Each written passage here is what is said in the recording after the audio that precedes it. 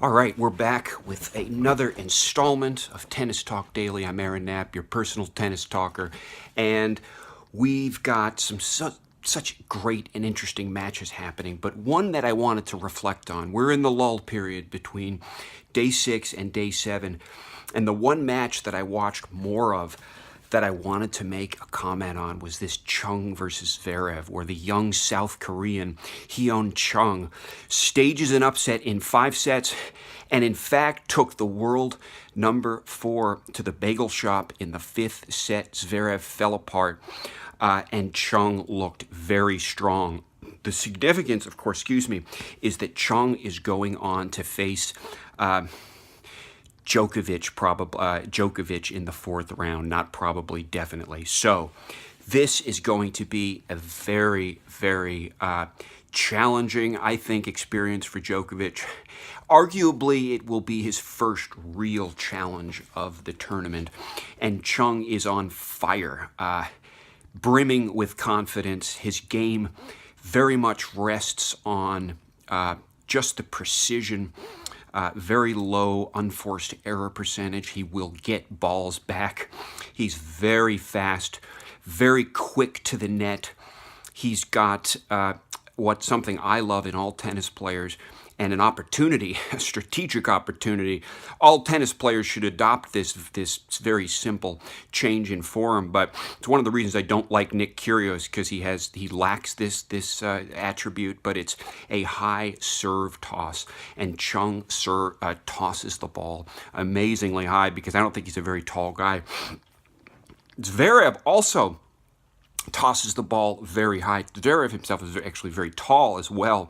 So, but when you toss the ball high, it presents the opportunity to judge your opponent and where your opponent thinks you're going to go with your serve. And Federer, of course, is the person that operates at really the highest levels in this particular regard in terms of outsmarting serve recipients. And you could see Chung doing this very effectively today, and he does that. So he's a smart guy. It's something team does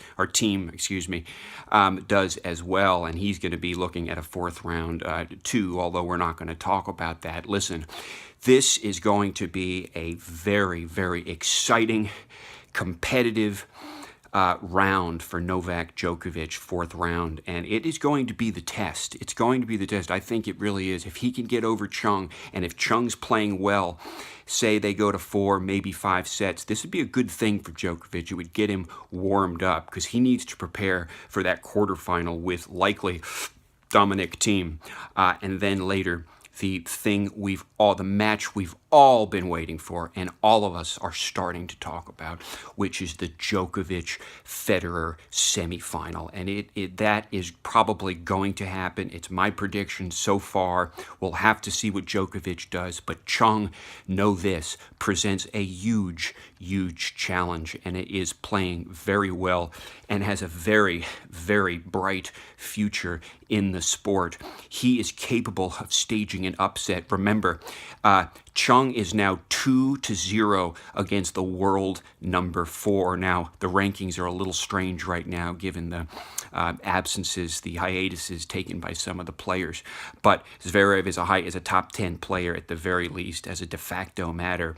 And this was an upset. Chung's already done his upset.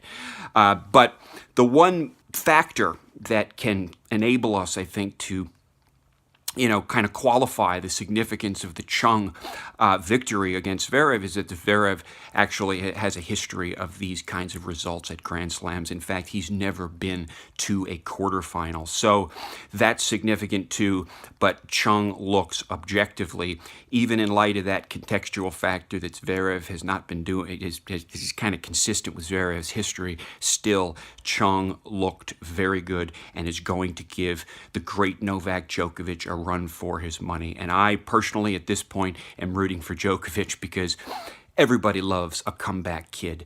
So subscribe to the channel. We're going to talk about all the great players. We worship at the Church of Federer, but we love all tennis players.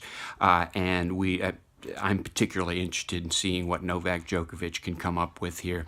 I think he's perfectly capable of putting the Chung guy away in straight sets with breadsticks and bagels. He can do it, but we'll see what he's capable of. It does, whether the warm-ups do matter, and his sort of path to rehabilitation and comeback.